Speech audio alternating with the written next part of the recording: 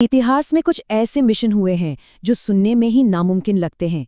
आज हम एक ऐसे ही मिशन की कहानी में उतरेंगे, ऑपरेशन एंटेबे। एक ऐसा रेस्क्यू ऑपरेशन जो आज भी दुनिया भर की स्पेशल फोर्सेस के लिए एक मिसाल माना जाता है। जरा सोचिए, दुश्मन के इलाके में 4000 किलोमीटर दूर 100 से ज्यादा लोगों की जान दांव पर लगी है और उन्हें बचाने का मौका सिर्फ एक है। बस यही वो हालात थे जिनका सामना इजरायली कमांडोज करने वाले थे। तो ये कहानी शुरू होती है 27 जून 1976 को। एयर फ्रांस की फ्लाइट 139 तेल अवीव से पेरिस के लिए उड़ान भरती है। एथेंस में उसका एक स्टॉपओवर होता है और यहीं से सब कुछ बदल जाता है। एथेंस में 4 लोग प्लेन में सवार होते हैं, 2 PFLP EO से और 2 एक जर्मन क्रांतिकारी ग्रुप से। टेक ऑफ के ठीक 8 मिनट बाद पिस्तौल और ग्रेनेड के दम पर वो कॉकपिट पर कब्जा कर लेते हैं। 246 यात्रियों से भरा ये विमान अब उनके कंट्रोल में था। बेंगाजी, लीबिया में रिफ्यूल करने के बाद प्लेन को युगांडा के एंटेबे में उतरने के लिए मजबूर किया जाता है। यहाँ पहुंचते ही सिचुएशन और भी ज्यादा खतरनाक हो जाती है। एयरपोर्ट पर 3 और आतंकवादी उनसे आ मिलते हैं और उन्हें युगांडा के तानाशाह ईदी अमीन की सेना का पूरा सपोर्ट मिलता है।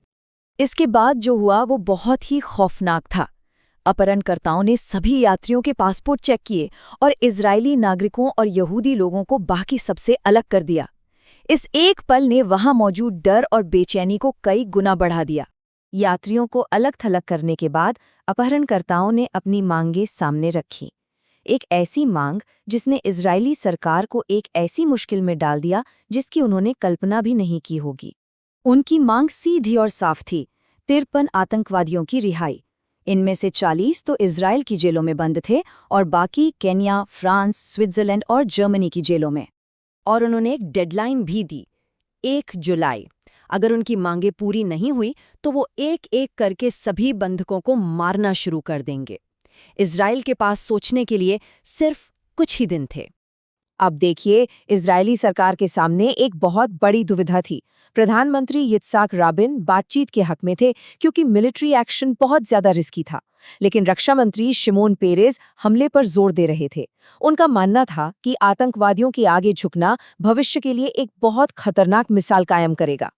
इसी बीच एक हैरान करने वाली चीज हुई। अपहरणकर्ताओं ने गैर इजरायली बंधकों को रिहा कर दिया और एयर फ्रांस के क्रू को भी जाने का मौका दिया। लेकिन कैप्टन माइकल बाकोज और उनके क्रू ने कमाल की बहादुरी दिखाई। उन्होंने अपने यात्रियों के साथ रुकने का फैसला किया। उनका जवाब था, हम अपने यात्रियों को नहीं छोड़ेंगे। अब कहानी उस मोड़ पर आती है जहां एक बहुत ही सीक्रेट और दिलेर मिलिट्री रेस्क्यू की प्लानिंग शुरू हुई। एक ऐसा प्लान जो सुनने में बिल्कुल नामुमकिन लग रहा था, जिसका कोड नेम था ऑपरेशन थंडरबोल्ट। देखिए, किसी भी सफल मिशन की नींव होती है इंटेलिजेंस। मोसाद ने पेरिस में रिहा हुए बंधकों से एक-एक छोटी बड़ी डिटेल निकलवाई, लेकिन सबसे बड़ा ब्रेक थ्रू तब मिला जब पता चला कि एंटेबे टर्मिनल एक इजरायली कंपनी ने ही बनाया था। उन्होंने फौरन उस कंपनी से कांटेक्ट किया और टर्मिनल के ओरिजिनल ब्लूप्रिंट्स हासिल कर लिए। इस प्लान का सबसे शानदार हिस्सा था धोखा। प्लान ये था कि इजरायली कमांडो ईदी अमीन के काफिले की हूबहू नकल करते हुए टर्मिनल तक पहुंचेंगे। इसके लिए एक काली मर्सिडीज और लैंड रोवर्स का इस्तेमाल किया जाएगा, ठीक वैसी ही गाड़ियां जैसी ईदी अमीन चलाता था। मकसद था युगांडा के गार्ड्स को ये यकीन दिलाना कि उनका राष्ट्रपति आ रहा है। तो एक तरफ तो मिलिट्री की तैयारी चल रही थी और दूसरी तरफ इजरायली डिप्लोमैट्स ने अपहरणकर्ताओं को बातों में उलझाए रखा। उन्होंने मांगे मानने का नाटक किया और कहा कि भाई 53 कैदियों को अलग अलग देशों से इकट्ठा करने में वक्त तो लगेगा। इस तरह उन्हें 4 जुलाई तक की मोहलत मिल गई, जो तैयारी के लिए बहुत जरूरी थी।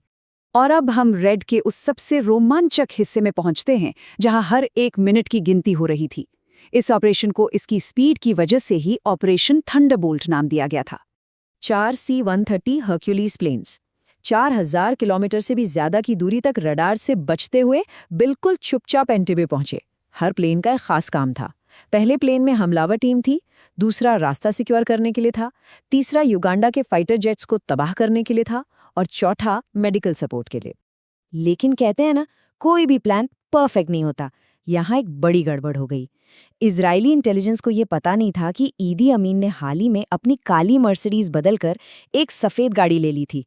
तो जब कमांडोज का काला मर्सिडीज वाला काफिला पहुंचा, युगांडा के गार्ड्स को फौरन शक हो गया। उन्होंने काफिले को रोक दिया। जैसे ही गार्ड्स ने उन्हें रोका, कमांडो के पास गोली चलाने के अलावा और कोई रास्ता नहीं था। उन्होंने टर्मिनल पर धावा बोल दिया। इसी शुरुआती गोलीबारी में मिशन के कमांडर योनाथन नेतन्याहू, जो कि मौजूदा इजरायली प्रधानमंत्री के बड़े भाई थे, दुखद रूप से मारे गए। पर टीम रुकी नहीं, वो आगे बढ़ते रहे। कुछ ही मिनटों के अंदर इजरायली कमांडोज ने टर्मिनल के अंदर मौजूद सभी 7 अपहरणकर्ताओं को मार गिराया। ऑपरेशन का पहला और सबसे जरूरी हिस्सा बहुत तेजी से पूरा हो गया था। जिस वक्त बंधकों को प्लेन में चढ़ाया जा रहा था, ठीक उसी वक्त एक दूसरी कमांडो टीम ने युगांडा एयरफोर्स के 11 मिग फाइटर जेट्स को रनवे पर ही तबाह कर दिया। ऐसा ये पक्का करने के लिए किया गया कि कोई भी प्लेन उनका पीछा न कर सके। पूरा ऑपरेशन सिर्फ 53 मिनट में खत्म हो गया। 102 बंधकों को बचा लिया गया, लेकिन इसकी एक कीमत भी चुकानी पड़ी। क्रॉस फायर में 3 बंधक मारे गए और एक चौथी बंधक, डोरा ब्लॉच, जो उस वक्त अस्पताल में थीं, उन्हें बाद में ईदी अमीन के ऑर्डर पे मार दिया गया। इजराइल ने भी अपने कमांडर योनाथन नेतन्याहू को खो दिया। मिशन के बाद ऑपरेशन थंडरबोल्ट का नाम बदलकर इसके शहीद कमांडर योनाथन नेतन्याहू के सम्मान में ऑपरेशन योनाथन कर दिया गया। वो इजराइल में एक नेशनल हीरो बन गए। तो सवाल ये उठता है कि क्या ऑपरेशन एंटेबे सिर्फ एक डिले रेस्क्यू मिशन था, या फिर आतंकवाद के खिलाफ जंग में एक बहुत बड़ा मोड़? इसकी विरासत आज भी हमें यही सिखाती है कि जब कोई देश अपने नागरिकों की रक्षा के लिए किसी भी हद तक जाने का फैसला कर ले, तो कुछ भी नामुमकिन नहीं होता।